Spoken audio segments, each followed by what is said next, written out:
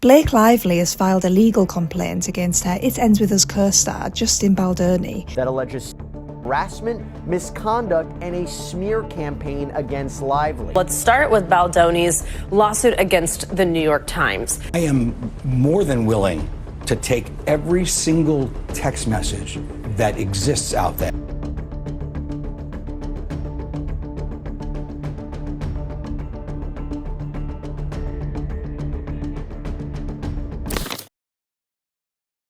Hollywood is no stranger to drama, but this time it's not on screen, it's in real life. Blake Lively and Justin Baldoni, two of the industry's most beloved names, are caught in a web of allegations, lawsuits, and leaked messages that could shake their careers to the core. What's the truth? And whose side are you on? Let's dive in. The controversy began quietly during the filming of It Ends With Us, the highly anticipated movie adaptation of Colleen Hoover's best-selling novel. Rumors of friction between Justin Baldoni, who starred in and directed the film, and Blake Lively, its lead, were whispered on set. But no one could have anticipated how explosive things would become. According to reports, Blake Lively called for a meeting during production, attended by her husband Ryan Reynolds, Justin Baldoni, Jamie Heath, and other producers. At this meeting, Blake allegedly presented a list of demands and only agreed to continue filming if they were met. It was clear that tensions were high behind the scenes. Blake Lively has filed a legal complaint against her It Ends With Us co-star Justin Baldoni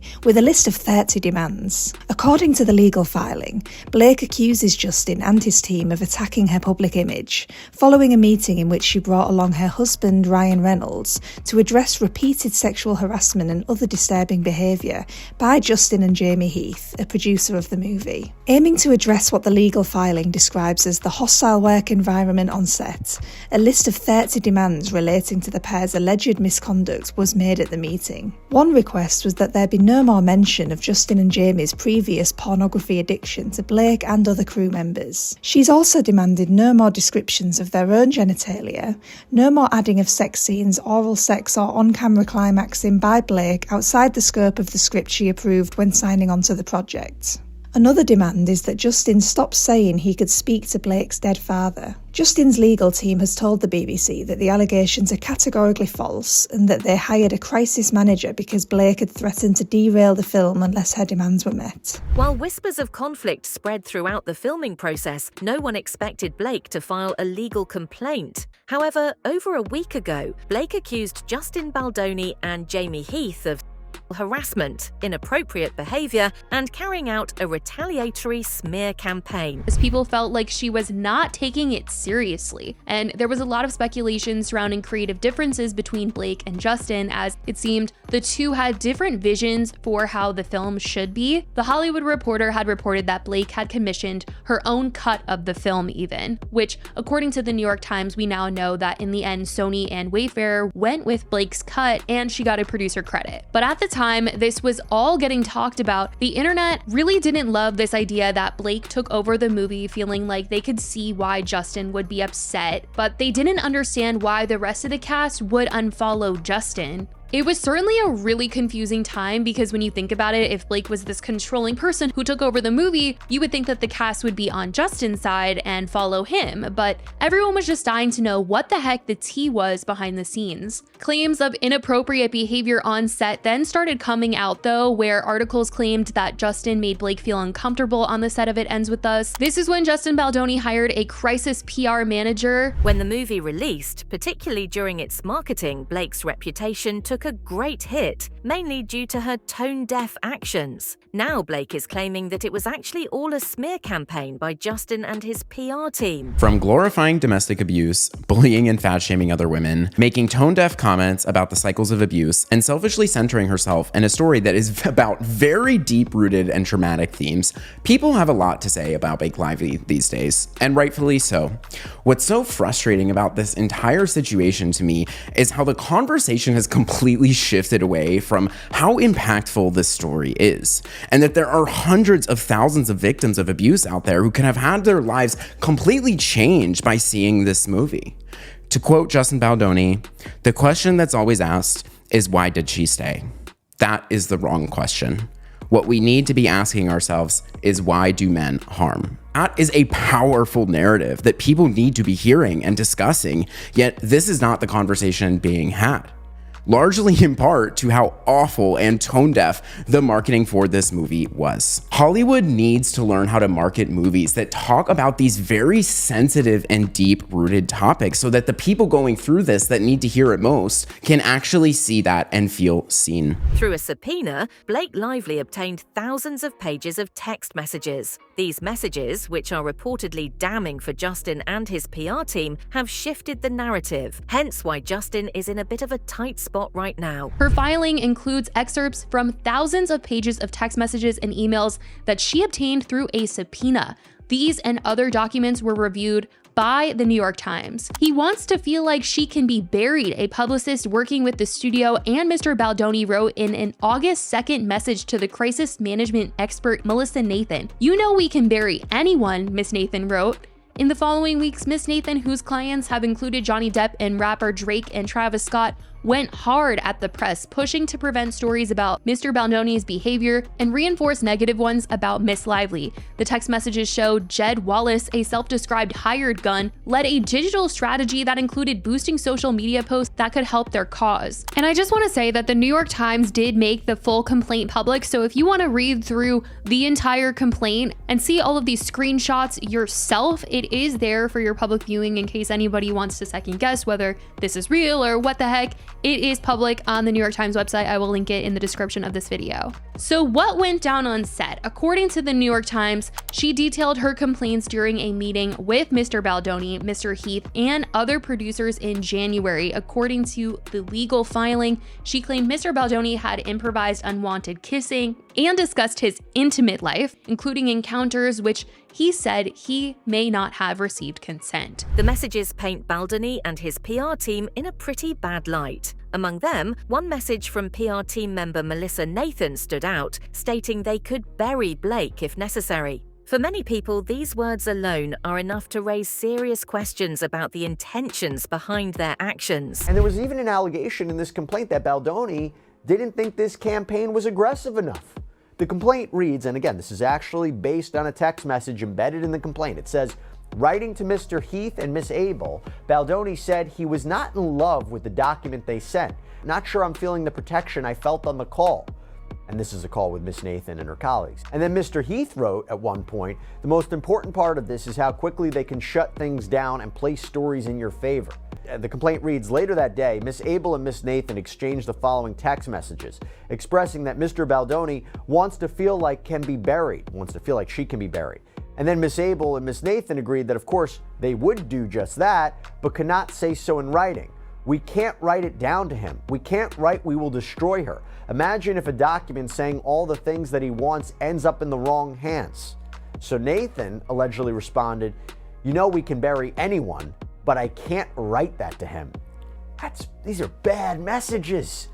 Or how about this? August 4th, Miss Abel texted Nathan, again, there's an embedded screenshot of this text stating, I'm having reckless thoughts of wanting to plant pieces this week of how horrible Blake is to work with, just to get ahead of it. In response to Blake's allegations, Justin's lawyer, Brian Friedman, dismissed them as a desperate attempt to salvage her own reputation, which he claims was damaged by her own actions during the film's release and marketing. It is shameful that Miss Lively and her representatives would make such serious and categorically false accusations against Mr. Baldoni, Wayfarer Studios, and its representatives. Justin's lawyer goes on to call Blake's allegations in the complaint, quote, yet another desperate attempt to fix her negative reputation, which was garnered from her own remarks and actions during the campaign for the film, interviews and press activities that were observed publicly in real time and unedited, which allowed for the internet to generate their own views and opinions. The statement continues, these claims are completely false, outrageous, and intentionally salacious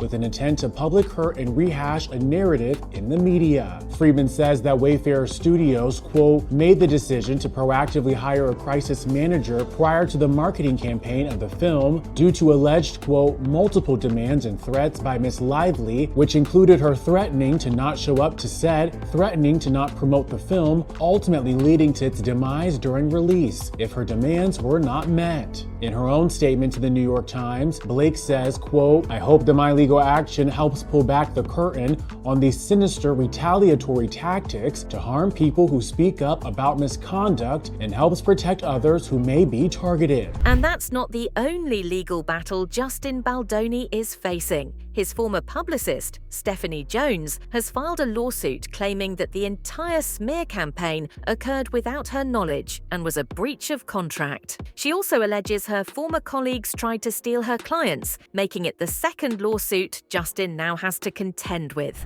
Justin Baldoni's legal troubles are escalating fast, as a new lawsuit has been filed against him by his former publicist Stephanie Jones, who's accusing him and his film studio Wayfarer of conspiring to smear actress Blake Lively while keeping Jones completely in the dark. And she is also going after Baldoni's PR and crisis management team, who she says tried to ruin her reputation. We are going to break down the bombshell details of this latest filing. Welcome to Sidebar, presented by Law and Crime. I'm Jesse Weber.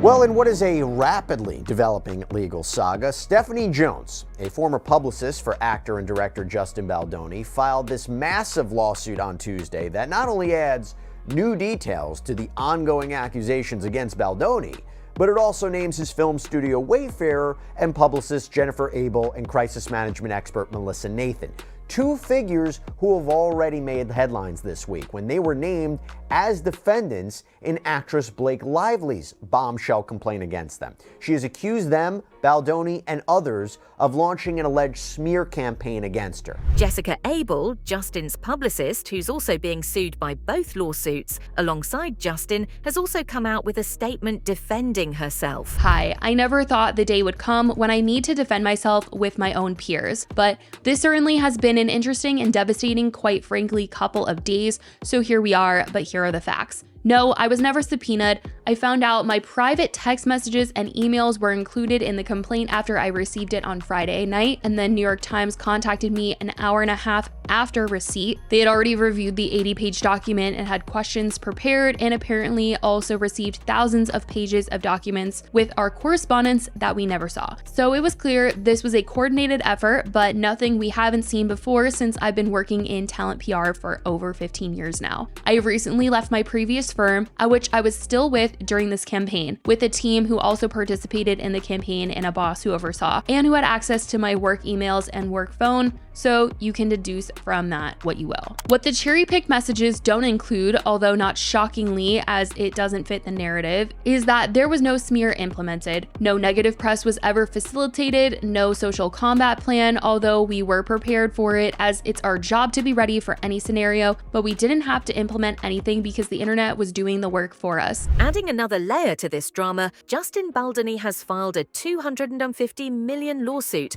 against the New York Times. He claims that an article published by the outlet selectively removed context and painted him and his team in a false light. This legal battle has brought even more attention to the scandal. Let's start with Baldoni's lawsuit against the New York Times.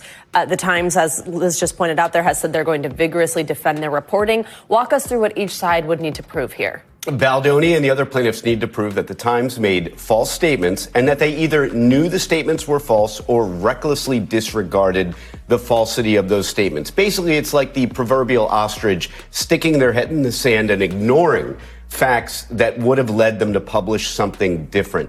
And that, in addition, they need to show damages. This is why defamation is one of those things that everybody always talks about, but really not often do lawyers find a defamation case interesting enough or appealing enough to actually file. And it's because proving damages, you need to show that the false statements actually caused you professional harm.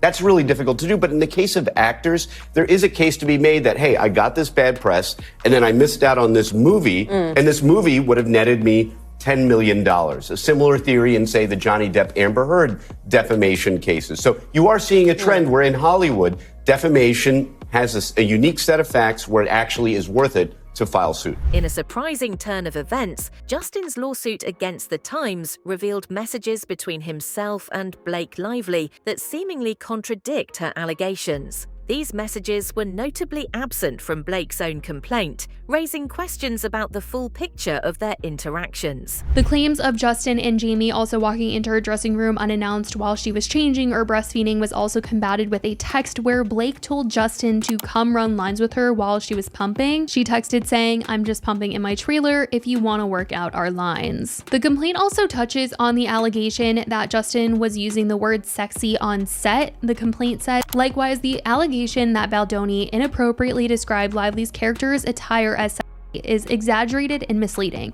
The text exchange between Baldoni and Lively show that Lively had insisted that her character's clothing be much sexier. When Baldoni later used the word sexy, he was just responding to her creative input, not objectifying her personally. Lively set the tone that Baldoni heeded during the creative process. The next thing tackled in the complaint is the intimacy coordinator and the claim that Justin improvised unwanted kissing and discussed his personal intimate life on set. The complaint accuses Blake of not wanting to meet with the intimacy coordinator to plan out scenes, and that Justin met with the coordinator alone and had to relay the messages to Blake, and claim that there was no harassment, and that in talking about his personal experiences, it was only to personalize and develop their characters, and it wasn't this inappropriate thing. We see an alleged text from Justin where he says to Blake, "Just hired intimacy coordinator who I love, will set you up to meet / FaceTime with her next week for intro." Blake says, "I feel good. I can meet her when we start. Thank you though." Justin then texts a female producer saying, "FYI, just want to tell you about this. She seems she doesn't want to meet intimacy coordinator until we start, which may mess up the workflow, but I can still meet with her, of course."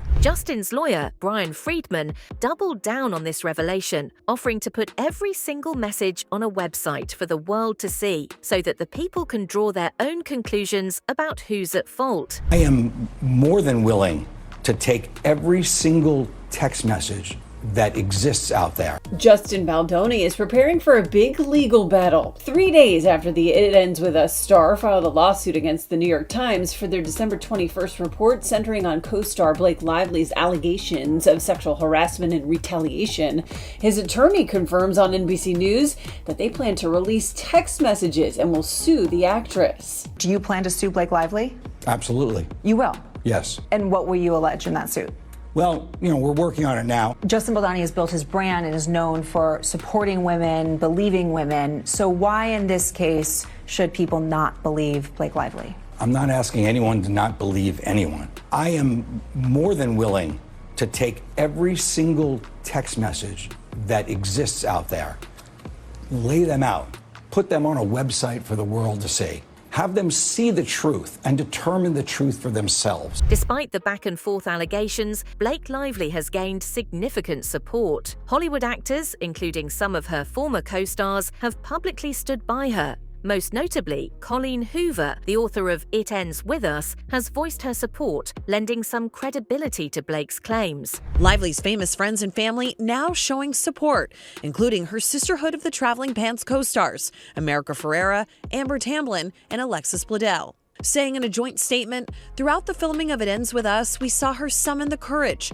to ask for a safe workplace." And Colleen Hoover, the author of the best-selling 2016 novel about domestic violence that the film is based on, writing, "Thank you for being exactly the human that you are. Never change, never wilt." Blake's co-star from It Ends With Us, Brandon Sklenar, has also supported her, telling everyone they should read her complaint, further amplifying her side of the story. Blake Lively's It Ends With Us co-star Brandon Sklenar breaks his silence on her allegations against Justin Baldoni. The actor is weighing in after Blake filed a legal complaint against Justin, accusing him of engaging in inappropriate behavior on the set of the film. On December 23rd, Brandon takes to his Instagram story to side with Blake, linking a report from the New York Times that allows readers to see the full legal complaint filed by the A-lister. On his Instagram story, Brandon tags the actress, also writing, "For the love of God, read this." Back in August, after the film's release and amid online rumors that there was a rift between Baldoni and Lively, Brandon also took to his Instagram to defend Blake in a lengthy statement, writing, "What may or may not have happened behind the scenes